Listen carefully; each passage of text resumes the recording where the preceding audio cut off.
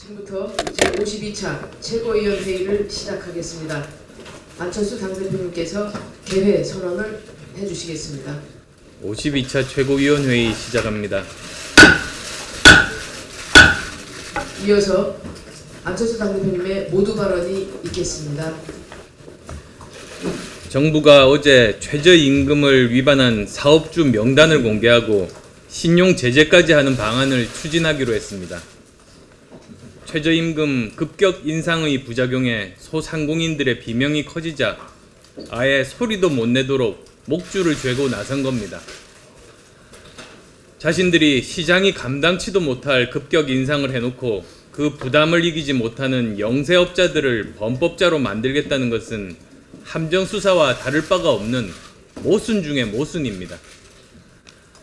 더욱이 더불어민주당 추미애 대표는 어제 신년 기자회견에서 최저임금을 공격하는 것은 문재인 정부의 성공을 막기 위한 것에 불과하다며 급격 인상의 부작용을 정치 공세로 전환하려는 움직임까지 드러냈습니다. 당장 국회 앞, 집 앞의 음식점, 편의점 직접 가보십시오. 영업시간 줄이고 직원 내보내며 울며 겨자 먹기로 연명하고 계십니다. 이런 현실은 애써 외면한 채 정치 공세가 웬 말입니까? 현장의 부작용과 국민들의 목소리에는 눈과 귀를 닫은 채 그저 소득주도 성장에만 박수치는 것이 과연 진정으로 문재인 정부의 성공을 위한 것입니까?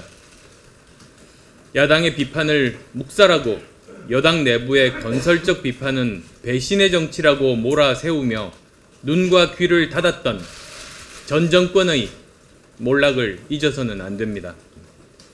손으로 하늘을 가릴 수는 없습니다. 정부와 여당은 더 이상 검증되지도 않은 소득주도 성장의 이상에 매몰되어 있을 것이 아니라 이제 깨어나 현실로 나와야 합니다. 미봉책의 허점을 가리고자 또 다른 미봉책을 급조해서도 안 됩니다.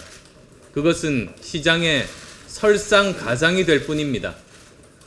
지금 문재인 정부가 해야 할 일은 잘못된 정책을 인정하고 최저임금 제도 개선책을 즉각 시행하는 것일 뿐임을 명심하기 바랍니다. 서울시는 지난 15일에 이어 오늘도 출퇴근 시간대 지하철과 버스를 무료로 운행했습니다. 명분은 미세먼지가 악화되자 자동차 통행량을 줄여보겠다는 것이었지만 지난 15일 서울시의 도로 교통량은 고작 1.8% 감소했습니다. 더욱이 그날 미세먼지는 보통 수준으로 심각하지도 않았습니다. 반면 대중교통 무료화로 50억 원의 막대한 예산이 들어갔습니다. 당초 취지에 따른 효과는 전혀 없이 수십억 혈세만 낭비한 겁니다. 잘못된 정책이 부른 예산 낭비 사례임이 입증되었음에도 불구하고 서울시는 오늘 또다시 대중교통 무료화를 단행했습니다. 100억짜리 포퓰리즘 정책이라는 것을 스스로 인정한 셈입니다. 미세먼지가 나쁨이라고 해서 자동차 통행량을 줄여야 한다는 인과관계도 검증된 바 없고 설사 그렇다 해도 대중교통 무료 운행의 이유도 없습니다. 시민들에게 풀어준 100억짜리 선물은 도대체 누구를 위한 것입니까? 또다시 나쁨 예보가 나오면 150억, 200억, 250억 그렇게 들여서 계속 할 겁니까? 저는 지난 대선 때 미세먼지 대책 공약인 마스크 없는 봄날 공약 중 하나로 스모그 프리 타워 시범 설치를 내놓은 바 있습니다. 당시 문재인 캠프에서는 이것은 사기극이라면서 극심한 정치 공세를 퍼부었던 것 기억하실 겁니다. 오늘 아침 여러 주요 언론들에서 중국의 스모그 제거탑이 시험 가동에 들어갔다는 소식을 대대적으로 보도하는 기사를 접했습니다. 착잡한 심정입니다.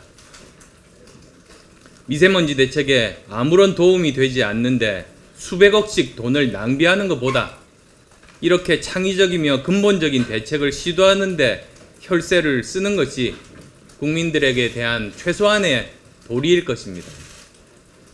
서울시는 100억짜리 포퓰리즘 정책 즉각 중단하고 예산 낭비 지적에도 불구하고 왜 계속해서 실행하는지 그 이유와 배경에 대해서 명확하게 밝혀야만 할 것입니다. 가상화폐 급등락 혼란이 있은 지 며칠이 지났습니다만 아직도 정부 내 혼선은 여과 없이 표출되고 있습니다.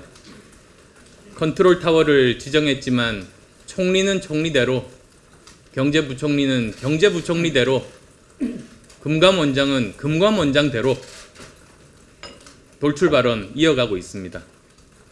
국민들의 생활에 직접적으로 영향을 미치는 주요 경제 문제에 대해서 선제적으로 대응하는 것이 보이지 않으면 물론이며 부처 간 충분한 협의도 의견 조율 과정도 보이지 않습니다. 가장 근본적인 문제는 현 정부에서 경제정책 컨트롤 타워가 불분명하다는 점입니다. 그렇다 보니 민생에 가장 직접적으로 영향을 미치는 물가, 부동산 가격, 금리가 동시에 오르고 있는 엄중한 시국에 제대로 대처를 하지 못하고 있는 겁니다.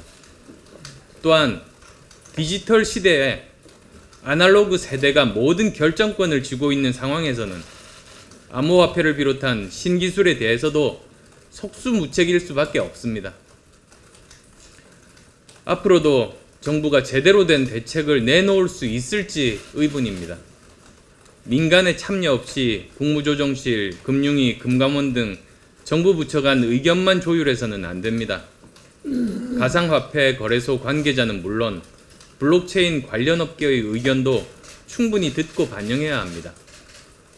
미래정당, 우리 국민의당도 합리적인 대안 마련에 나서겠습니다. 내일 국회에서 토론회를 열어 가상화폐 규제의 문제점을 분석하고 P2P 경제 시스템의 세계적 추세에 부합하는 관리 방안을 모색할 것입니다. 관계 전문가들과 국민들의 많은 관심을 부탁드립니다. 사상 최악의 청년 실업률과 청년 체감 실업률에 이어 100만이 넘는 전체 실업자 중 소위 장기 백수로 표현되는 구직기간 6개월 이상인 실업자가 10.5%, 14만 7천 명에 달한 것으로 알려졌습니다. 2000년 통계 집계 이후 18년 만에 최대치입니다. 실업의 양뿐만 아니라 실업의 질까지 최악의 상태임을 말해주고 있습니다. 고용 빙하기가 닥친 근본 이유는 두말할 필요도 없이 기업의 일자리 감소입니다. 각종 규제로 신산업 진입이 어려워 경제가 성장할 기미는 보이지 않고 설상가상으로 급격한 최저임금 인상 등 친노동 정책으로 기업 경영의 불확실성이 커짐으로써 투자와 일자리의 선순환 구조가 붕괴되었기 때문입니다. 과도한 규제는 창업 생태계에도 부정적 영향을 미치고 있습니다. 맥킨지 보고서에 따르면 세계 100대 핀테크 혁신 기업에 한국은 단 한 개의 기업도 포함되지 못했고 최근 1년간 투자받은 스타트업 중 투자 누적액 상위 100개 업체를 눈 씻고 찾아보아도 한국 기업의 명단은 단 한 곳도 찾을 수가 없습니다. 이것이 우리 경제의 현실입니다. 문재인 대통령께서 정말 심각하게 고려해야 될 내용들입니다.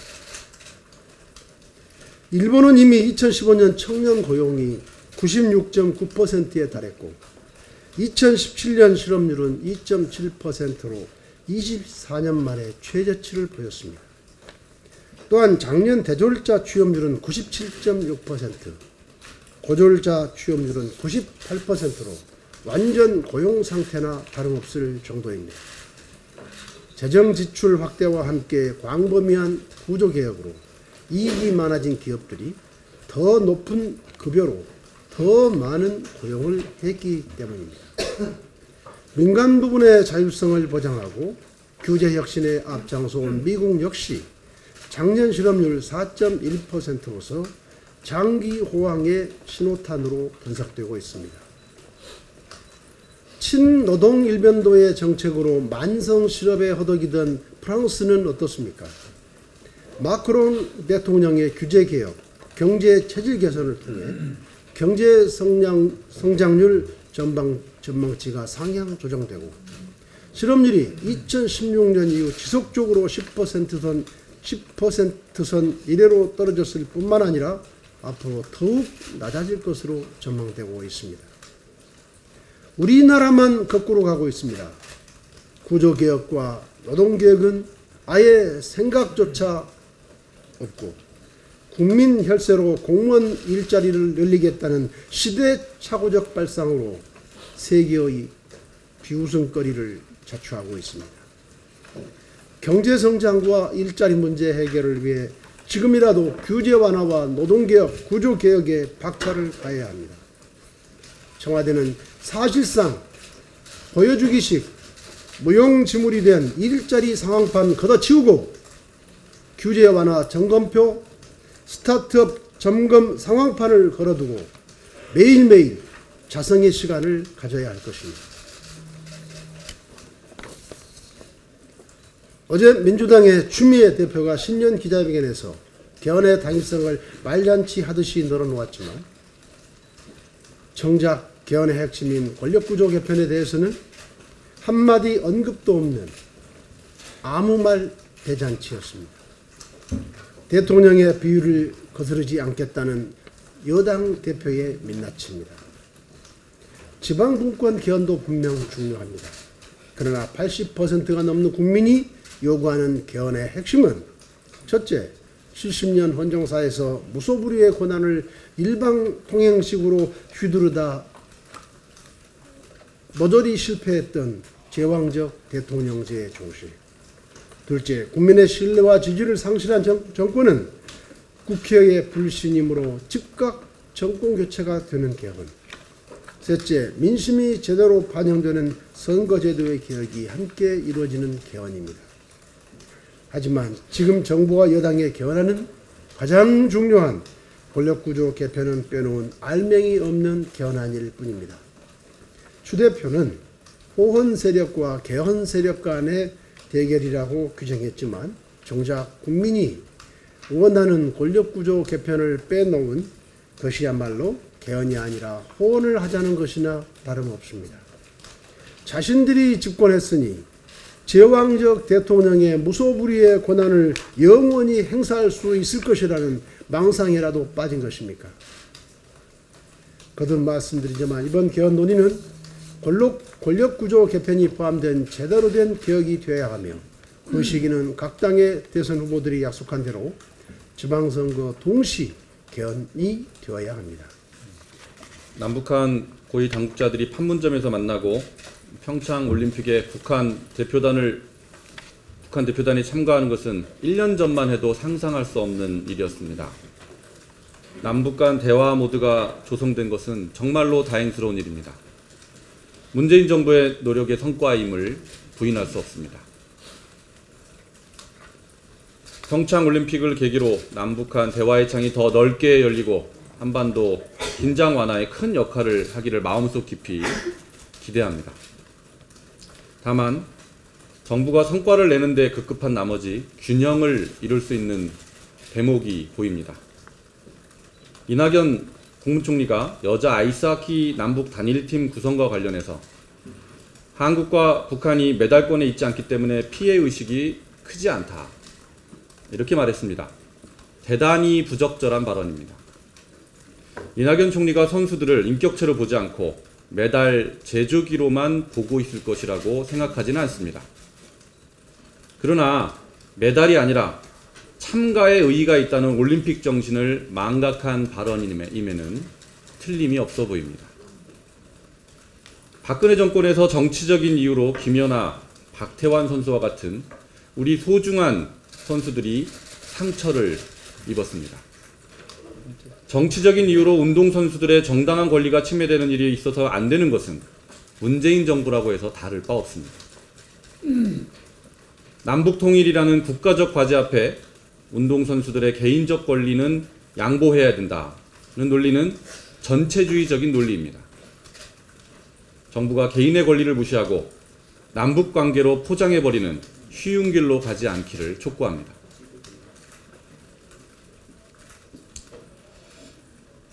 문재인 정부가 출범 1년도 안 되어서 총체적 난국에 접어든 양상입니다. 교육부 장관은 유치원과 어린이집 방과 후 영어 수업 금지 방침을 발표했다가 비난이 쏟아지자 물러섰습니다. 국방부 장관은 외교부 장관 그리고 대통령 외교특보와 엇박자를 내다가 눈밖에 났는지 국방장관 소관이어야 될 아랍에미리트 사태에서 왕따 신세가 돼버리고 말았습니다. 법무부 장관은 암호화폐 거래소를 폐쇄하겠다고 했다가 시장이 대혼란에 빠지고 비난이 쏟아지자 청와대가 이를 부인하면서 법무부 장관을 희생양으로 만들고 말았습니다. 이것이 지난 11일에 있었던 일입니다.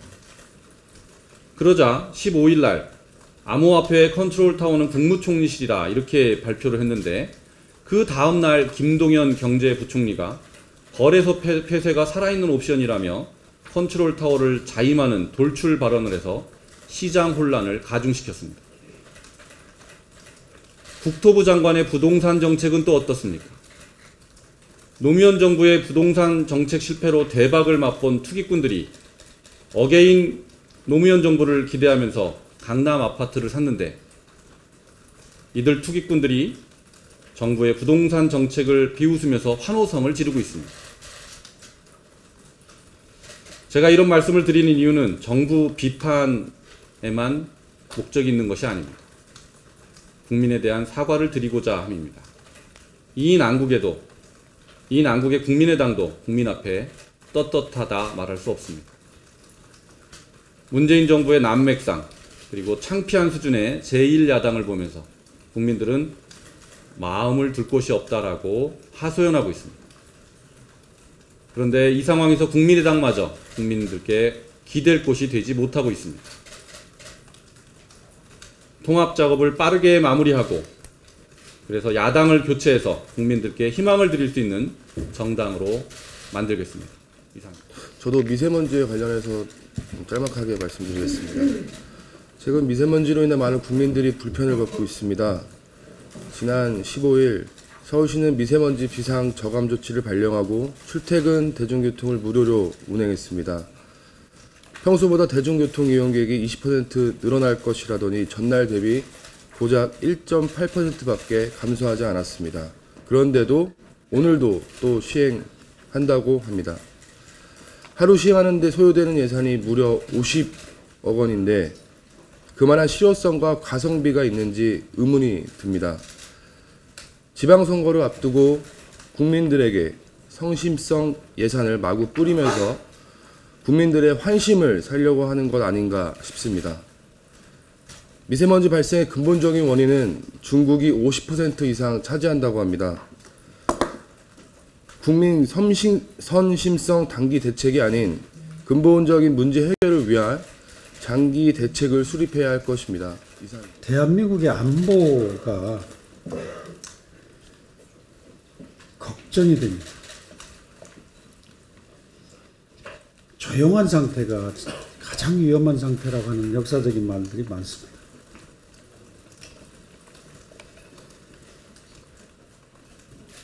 저희 대한민국이 현재 미국의 의도를 알고 있는지, 북한의 의도를 알고 있는지 정말 잘 알고 대응하기를 기대하지만 많이 걱정이 됩니다. 지금 작년 말부터 지금까지 미국의 흐름을 눈여겨보면 대단히 걱정하지 않을 수가 없습니다. 세계 모든 정보를 바둑판 보듯이 꿰뚫고 있는 미국의 입장에서 북한의 움직임을 정확하게 보고 거기에 대응해가는 일련의 과정을 보면 정말 우려하지 않을 수가 없습니다. 작년 말에 미 CIA 국장이 트럼프 대통령한테 ICBM, 북한의 ICBM 개발을 중단시킬 수 있는 레드라인이 3월로 봤습니다. 1월부터 3월까지 북한은 핵무기를 대량 생산해서 실전 배치한다는 그런 계획을 가지고 있다는 첩보를 가지고 있는 것 같습니다. 이런 상태에서 트럼프 대통령은 남북 대화가 이루어지면서 지켜보겠다는 간단한 말씀을 했습니다. 그 지켜보겠다는 말 속에 어떤 의미를 내포하는지 깊이 새겨볼 필요가 있습니다. 작년 말 미국에서는 군사훈련이 특이한 군사훈련을 했습니다. 매티스 국방장관이 지시를 해서 훈련을 한 내용을 보면 노스캐리나이주 포트 브래그에서 48대 아파치 헬기와 치누크 헬기를 동원한 최근 수년간 중에서 최대 규모의 강습훈련이 전개됐고 이틀 뒤 네바다주에서 82 공정사단 소속 병사 119명이 낙하산 강화훈련을 실시했습니다. 저는 군 출신으로서 이 상황을 보면 이 훈련의 내용을 보면 어떠한 부분인가 강습 공격을 가능할 가능성이 저는 있다고 판단을 합니다. 그런 가운데 뉴욕타임스에서 또 묘한 얘기가 엊그제 나와 15일 날 미국은 북한과의 전쟁을 최후의 수단으로 생각하고 조용히 준비하고 있다. 이런 제목의 기사가 나왔습니다. 자, 이 군사행동의 옵션을 수행하겠다는 미국의 지속적으로 표현해온 내용들이 혹시라도 수행되고자 하는 그런 의도를 가지고 일련의 과정을 진행하고 있지 않는가 그런 생각마저도 듭니다. 왜냐하면 북한은 분명히 지금 회담 초기부터 지금까지 굉장히 문제를 내포하고 회담에 임하고 있습니다. 3개월 동안 북한의 핵을 완결하기 위한 시간을 벌기 위한 위장전술이 아닌가 저는 그렇게 판단을 합니다. 물론 엊그제 개최된 북한의 평창올림픽 참가와 관련한 실무 접촉에서 남북은 북한의 예술단인 삼지연 관현악단 방문에 관해 5개항에 합의를 했습니다.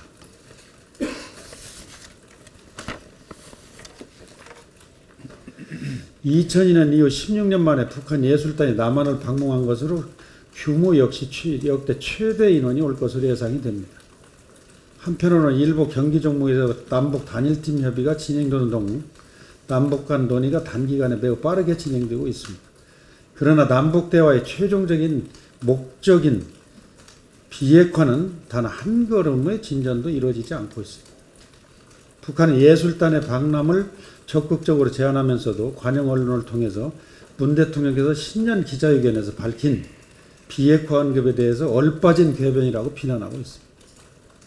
더구나 우리 측이 제안한 이산가족 상봉의 조건으로 2016년 4월에 집단으로 탈북한 식당 여종원들의 송환을 요구하며 사실상 합의가 불가능한 안을 제시하기도 합니다. 결국 남북대화의 핵심 비핵화와 이산가족 상봉에 대해서는 아무 성과도 없이 북한의 전략에 놀아나고 있습니다.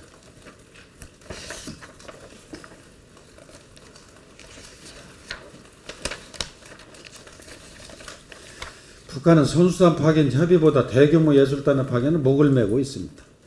이는 모란봉 악단처럼 널리 알려진 예술단의 공연을 통해 북한 체제의 우월성과 문화 수준을 전 세계에 선전하겠다는 의미로 해석이 됩니다. 세계인의 축제인 평창 동계올림픽을 남북 평화 모드 조성은 물론 길게는 북핵 문제 해결의 기회로 삼으려는 정부의 노력을 높이 평가하고 또한 그렇게 되기를 기대해야 합니다. 그러나 북한의 핵무기와 한반도 평화는 결코 공존할 수 없으며 남북대화의 목적이 북핵 폐기라는 원칙도 결코 망각해서는 안 될 것입니다. 외부 문화의 유입으로 주민들의 사상 통제에 어려움을 겪고 있는 북한은 현재 대북 제재로 인해 심각한 경제난에 처해 있을 뿐만 아니라 최근 계속되는 탈북 문제로 심각한 체제 위기 상황에 직면해 있는 징후가 여러 곳에서 감지되고 있습니다. 이러한 위기를 극복하기 위해 북한은 평창올림픽을 활용하여 국제사회의 압박과 제재에서 벗어나 핵무력 완성을 위한 시간을 벌기 위한 전략을 구사하는 것이 명백합니다. 이러한 위장평화 공세에서 우리 정부는 신중에 신중을 기하여 철저히 대비해야 할 것입니다. 뉴욕타임스의 보도에 의하면 미국은 매티스 국방장관의 지시에 따라 평창올림픽 기간에 더 많은 특수부대를 한반도에 파견하고 북한과의 전쟁에 대비한 훈련을 실시하고 있다고 합니다. 미군은 북한과의 전쟁을 최후 수단으로 조용히 준비하고 있다라는 문장이 15일자 뉴욕타임스의 헤드라인입니다. 정부는 이 문구의 의미를 기억하고 남북회담의 진정한 목적인 비핵화를 가슴에 깊이 새기며 계속되는 회담에 임해줄 것을 강력히 촉구합니다. 이상입니다. 마치 중국 국경에 온 것처럼 서울 하늘은 미세먼지로 가득한 아침입니다. 건강 조심하십시오. 이상으로 공개 회의를 마치고 비공개로 회의를 전환하겠습니다. 언론인 여러분 수고하셨습니다. 지금부터 회의를 안철수 당대표께서 주재하시겠습니다.